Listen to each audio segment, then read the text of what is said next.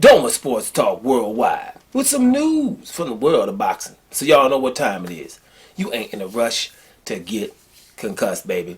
Now, it's a big fight. The world #1 in boxing. All of boxing. Terence Crawford, #1 pound for pound fighter. And here's some more proof, right? He's about to fight Kell Brook. Very, very formidable Kell Brook. Got a lot of boxing people nervous because Kell Brook is all that and everybody know it, right? We talked about the last video. Kell Brook was, had a good fight against Gennady Golovkin, had a good fight against Errol Spence, and those are top-notch fighters, extremely top-notch fighters. Kell Brook was in there. He's beat Sean Porter, so he's formidable, and he's fit, hungry, and he's claiming he's going to knock out Terence Crawford. We all know this is going to be a hard fight. My only point is, if Terence Crawford wins, let's make sure to acknowledge the opponent after the fight, not just before the fight like we've been doing through history. Enough of that. Here is something that's very, very, very, very important, right? It's substantial. There's an 8-to-1 odds for Terence Crawford versus Kell Brook. 8-to-1 odds.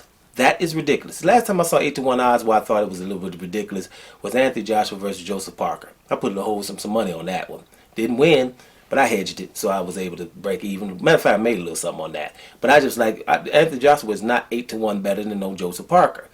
So I went bet right away, and I don't bet really. I ain't gonna bet on this one, but 8-to-1 odds even for Terence Crawford versus Kell Brook is a lot. Right, but that's telling you what people really think about Terence Crawford. He's smaller than Kell Brook. Okay, smaller. He just came up from 140. He's not as big as these guys physically.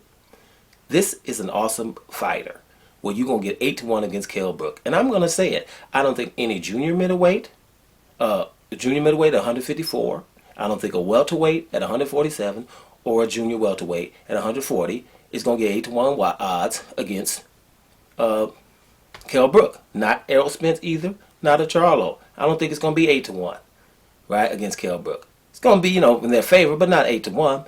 And you combine that with the fact that Manny Pacquiao ain't been trying to fight this guy for years. Imagine that. Name some other people Manny Pacquiao doesn't want to fight. Hell-bent on not fighting. Name some other ones, right? Name someone whose promoter said, we ain't going to fight him. Name somebody who Lomachenko said it's suicide to fight him when the guy was only a division and a half on top of him, right? It was suicide to fight Terence Crawford, right? So, and all of the welterweights that are in the welterweight division, all of them some bad boys. Welterweight got some bad boys up there, a lot of them. Errol Spence, Danny Garcia, Sean Porter, Keith Thurman, who people trying to act like he didn't. I beat all these dudes actually, except for Spence. So there's some awesome people there, right? But at the end of the day, this little guy coming up to their division, they weren't really running towards this. So it's reasons for that, right? Matter of fact, Jeff Horn couldn't even get a fight after beating Pacquiao, except for Terence Crawford. So 8-to-1 odds, right, is ridiculous. Maybe you want to go bet on that. I just felt that was very significant because I don't know if any other fighter would have 8-to-1 odds versus a Kell Brook. What y'all think? Doma Sports Talk Worldwide. And we up out of here, y'all.